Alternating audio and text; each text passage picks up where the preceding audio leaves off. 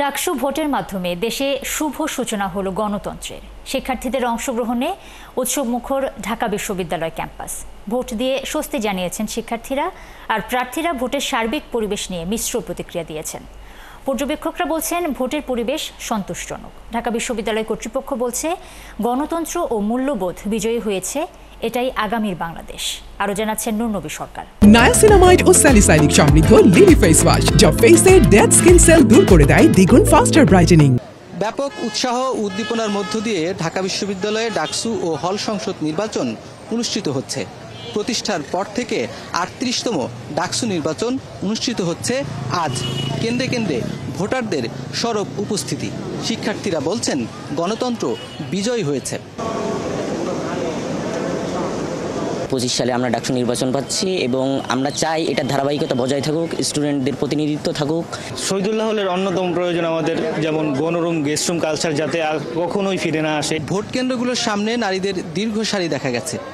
ঢাকা বিশ্ববিদ্যালয়ের নারী শিক্ষার্থীরা আন্দোলনের মাঠে যেরকম সরব, ডাকসু নির্বাচনের ব্যালটেও তেমনি সরব।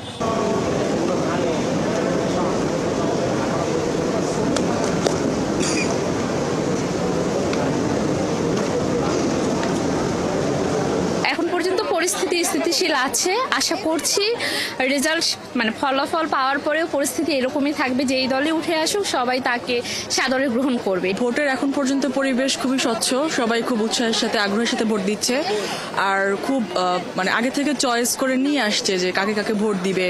আজকে ছিল আমার জীবনের প্রথম ভোট, তারপরে প্রথম ভোটটা ডাকসু দিয়ে শুরু। এটা অবশ্যই একটা অনবদ্য অনুভূতি, এটা ভাষায় আসলে প্রকাশ করা যায় না। দুপুর পর্যন্ত বেশিরভাগ ভোট কেন্দ্রে অর্ধেক ভোট কাস্টিং হয়েছে বলে জানাচ্ছে কর্তৃপক্ষ।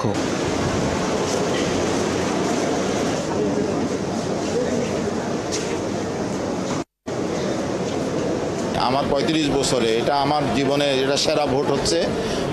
আমার মনে হয় যদি আমরা শেষ অবধি যদি এটি বজায় রাখতে পারি, তাহলে আমরা আসলে বলবো যে পরিবর্তনটা আমরা চেয়েছিলাম সেই পরিবর্তনটা হয়েছে।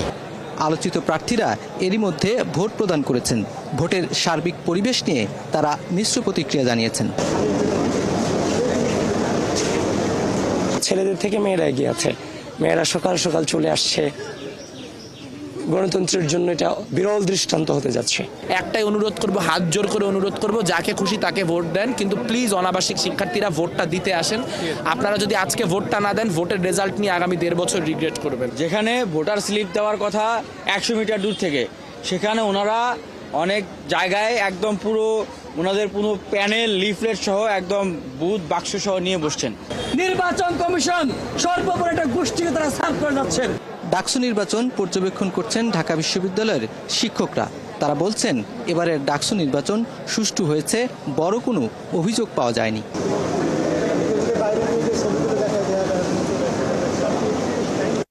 আর আরেকটা ব্যাপার হচ্ছে যে কেউ কেউ অভিযোগ তুলছে যে কোনো প্যানেল বা কোনো প্রার্থী তাদের নির্বাচনী প্রচারণা চালাচ্ছে কেন্দ্রের মধ্যে, কিন্তু আমাদের চোখে সেরকম কিছু ধরা পড়েনি।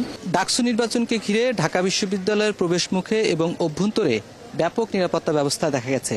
ঢাকা বিশ্ববিদ্যালয় প্রশাসন বলছে এবারের ডাকসু নির্বাচন শান্তিপূর্ণভাবে এবং সুষ্ঠু হয়েছে। নূর নবী সরকার, ৭১, ঢাকা বিশ্ববিদ্যালয়।